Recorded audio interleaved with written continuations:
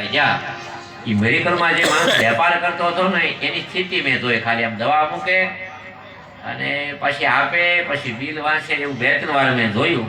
એટલે ત્યાં ઊભા એ વ્યક્તિને મેં કીધું, આ માણસ મેડિકલમાં મેં કીધું મહિનો, 2 મહિના, 4 મહિના, 100 મહિના વરસ પૂરું ન કરી શકે, કારણ કે આમાં એનું ધ્યાન નથી. આ વૈરાગી માણસ છે.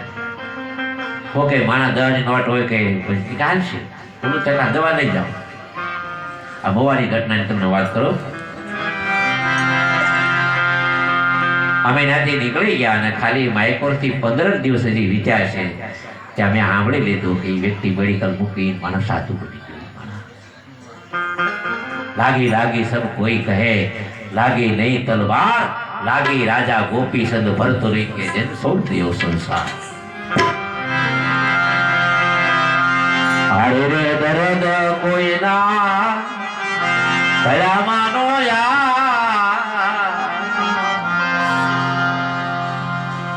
રાત્રિનો સમય થઈ ગયો.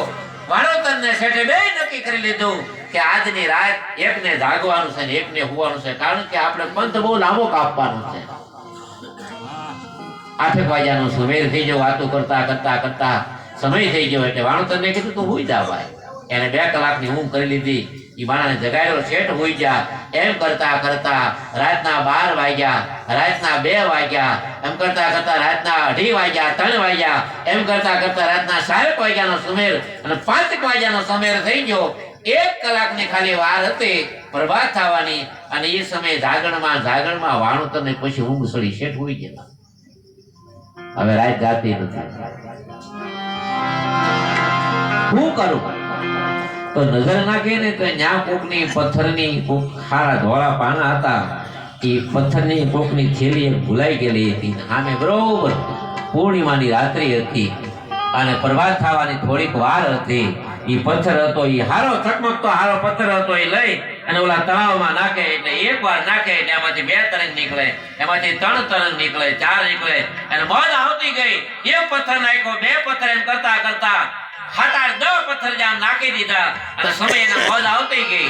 અને ઘટના એવી ઘટી કે અહીંયા વક્રતુંડ ભગવાન સૂર્યનો ઉદય થાવું અને એ કોથળીમાં શેરો પાણો હતો. આમ નાખવા જાય ને આમે હું ડૂબી ગયો. શેઠ જાગી ગયા અને આમ પાણો નાખવા જાય એટલે શેઠે પકડી લીધો. કારણ કે તો વેપારી છે ને. છેલ્લો પથ્થર હતો, વિકરાળ મોટા મોટા મગરમચ્છ હોય એવું તળાવ હતું. એમાં એક પથ્થર નાખતા છેલ્લો પથ્થર હતો ને એ એને હાથમાંથી લઈ લીધો અને આમ કરીને જોયું ને એટલે કીધું ક્યાંથી લેવો તું? આ કે આખી કોથળી ભરી છે અહીંયા. કે તેને શું કર્યું કે બસ પાણીમાં નાખ્યા. કે હું કામ કે તરત જોવા કે અરે મૂર્ખ, આ કોઈ વેપારીને ભૂલાઈ ગયેલા હીરાની કોથળી છે. આ હે एक श्वास तेरो जात है 3 लोक के बोल, कहना सो कह दिया न कहत बजाऊ ढोल. एक मारो तुम्हारो श्वास हीरा करता पण कीमती છે અને હરિના ભજન વિનાનું જાય છે. હરિની રે માટે મારે યમળે નો જા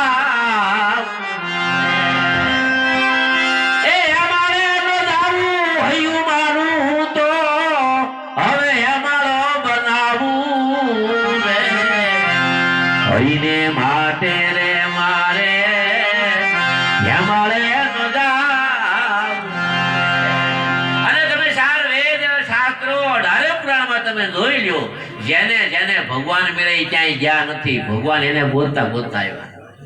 પછી તુલસી માતા હોય તોય ભલે, મીરા હોય તોય ભલે, તુકારામ હોય તોય ભલે, કબીર હોય તોય ભલે, જલારામ હોય તોય ભલે, દુનિયાના કોઈ પણ મહાપુરુષ સદારશા હોય તોય ભલે, અને સંગાવતી હોય તોય ભલે, હરિચંદ્ર હોય તોય ભલે, નળ દમયંતી હોય તોય ભલે, આ દુનિયામાં જેટલા મહાપુરુષો સંતો છે ને એ બધાને ગોતતા ભગવાન આવ્યા છે.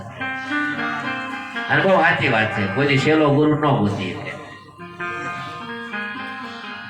આપણે બગડાનો મેળો હોય મોટો, એ મેળામાં મા દીકરો મેળો કરવા જાય અને મેળાની માયકોર બાળકનું આંગળી મૂકી દે. 2 વર્ષનું બાળક છે, એ માને આંગળી મુકાઈ જાય. પછી મેળામાં કોઈ દી બાળક માને ન ગોતી કે તો માલ ગોતે.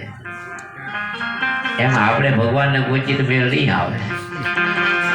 હરિને માટે રે મારે યમાળે નો જા એ યમાળે નો જાવું રે હયું મારું તો યમાળો બનાવું રે હરિની માટે રે મારે યમાળે નો જાવું રે તો હું કરું રે સમર્થ ગુરુએ મારે જુગતે બતાવે મારા ગુરુએ મને એવી જુગતી બતાવી હવે મને જગત નથી દેખાતું મને જગદીશ દેખાય કેવી